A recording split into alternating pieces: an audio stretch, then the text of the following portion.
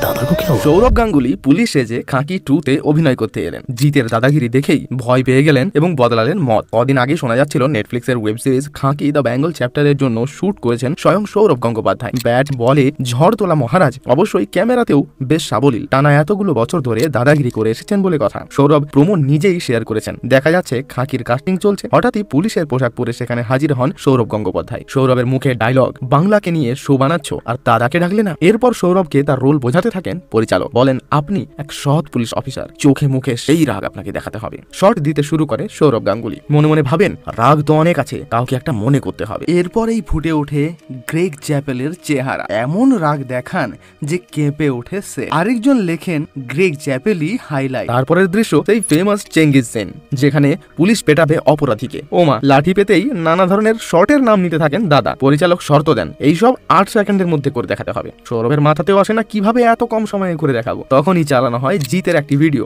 দেখা মাত্রই সেটা দেখে বেশ ঘাবড়ে যান বাংলার মহারাজ। খাঁকির জন্য চান অন্য কোনো কাজ, কারণ 8 সেকেন্ডের মধ্যে এত কিছু সম্ভব না। আর তারপরই রফা হয়, করবেন তিনি মার্কেটিং। সৌরভকে নিয়ে এই প্রোমো শুট হওয়ার পর মিশ্র প্রতিক্রিয়া নেট পাড়ায়। অনেকেই দাদার লুক এবং তার অভিনয়ের প্রশংসা করছেন, আবার কেউ ট্রোলও করছেন। একটি মন্তব্যতে লেখা আছে, এ তো শালবনী ফ্যাক্টরির দারোয়ান। আরেকজন লেখেন, গ্রেট চ্যাপেলের হাইলাইট। তৃতীয় জনের মন্তব্য, দুর্দান্ত প্রোমো, ফাটাফাটি। আসলে খাঁকির প্রমোশনেরই এটি ভিডিও। বাংলার গল্প নিয়ে বলা এই সিরিজে এর চেয়ে ভালো মুখ আর কেই বা হতে পারে। মার্চের শুরুতেই বারুইপুরের বিনোদিনী স্টুডিওতে শুটিং করেন সৌরভ গঙ্গোপাধ্যায়। এই বিজ্ঞাপনী ছবির প্রযোজনায় রয়েছে শ্রী ভেঙ্কটেশ ফিল্ম। খাঁকির দ্বিতীয় পর্বে বাংলার অন্ধকার দিককে দেখানো হবে। অপরাধ জগৎ এবং পুলিশি ব্যবস্থার মধ্যে যে গল্প উঠে এসেছে সেটিকে দেখানো হবে। নীরজ পান্ডের ওয়েব সিরিজ 20 মার্চ মুক্তি পাচ্ছে। সিরিজে জিৎ, প্রসেনজিৎ ছাড়াও রয়েছেন শাশ্বত চট্টোপাধ্যায়, পরমব্রত চট্টোপাধ্যায়, ঋত্বিক ভৌমিক, রাহুল দেব বোস এবং আরো অনেকেই।